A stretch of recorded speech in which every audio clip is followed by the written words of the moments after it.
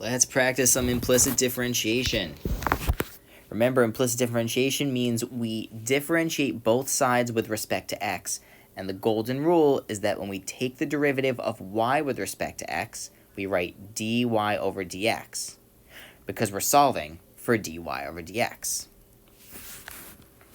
So anyway, here, it looks like we've got a product rule and then a chain rule within the product rule. So anyway, we take the derivative of y cubed, leave x squared alone, and then do the opposite, right? So we're going to get 3y squared, x squared. You see the mistake I made? Do you see it? I forgot to write dy over dx, because anytime you take the derivative with something involving y, you need dy over dx. Anyway, now we're going to keep the y cubed the same, times 2x. Take the derivative. Oh, look, we have another product. This is a sneaky product rule, right? But take the derivative of x, leave y alone, plus x, take the derivative of y, leave x alone, right? And anyway, we're going to get 5x to the fourth.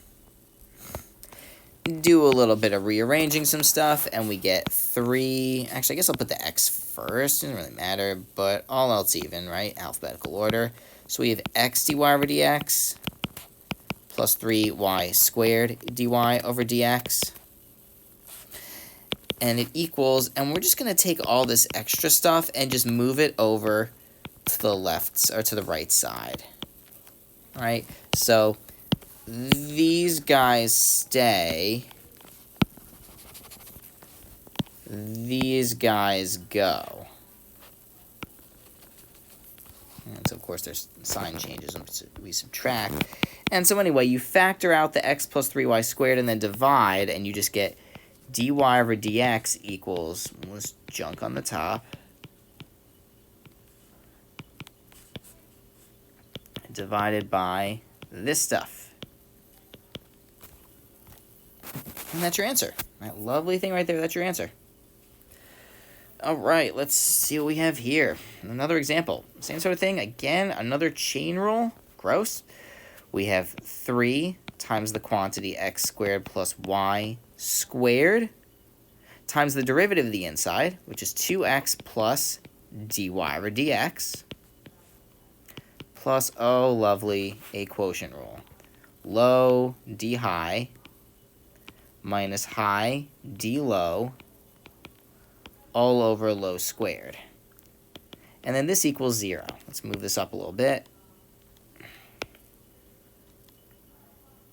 And so now we need to do a little bit of simplification. Ugh, it's a little bit gross, but nothing outrageous. I'm going to distribute this to the 2x and to the dy over dx, okay? And I'm going to combine the 3 and the 2x so that we get 6x times x squared plus y quantity squared plus 3x squared plus y squared dy over dx. So there's a dy over dx term.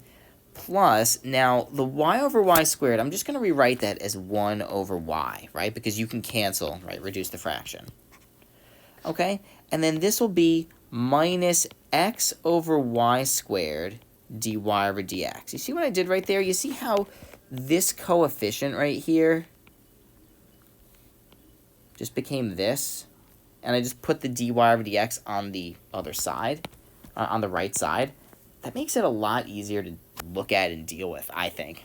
Anyway, we're going to keep the dy over dx term. We're going to get rid of these other terms. We're going to send these guys over. Oh, let me be consistent here. Keep these guys. Send these other guys over to the right side of the equation, right? And so we're just going to get, and I'm going to go ahead and, yeah. Actually, no, I'll just write it out. Squared dy over dx minus x over y dy over dx equals, this is going to be negative 6x times all this junk minus 1 over y. And then we just factored our dy over dx, and we get our answer. So we're going to get, be a little lazy. Duplicate that bad boy. And then divided by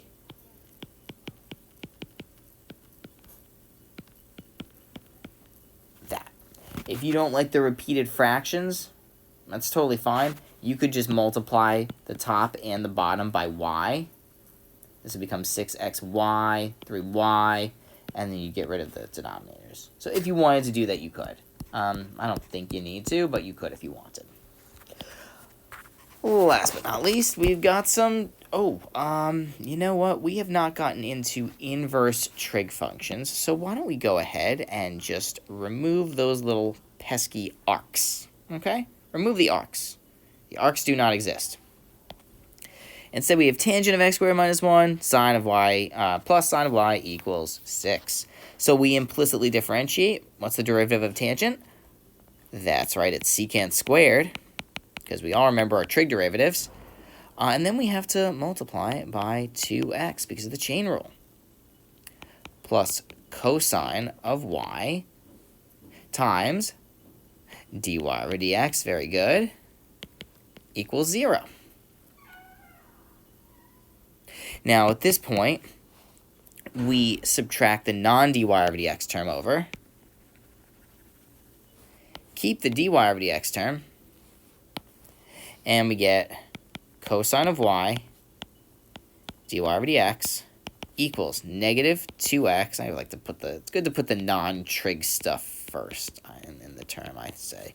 And anyway, you just divide by cosine of y and then cross it out and you're done. And that's your answer. Well,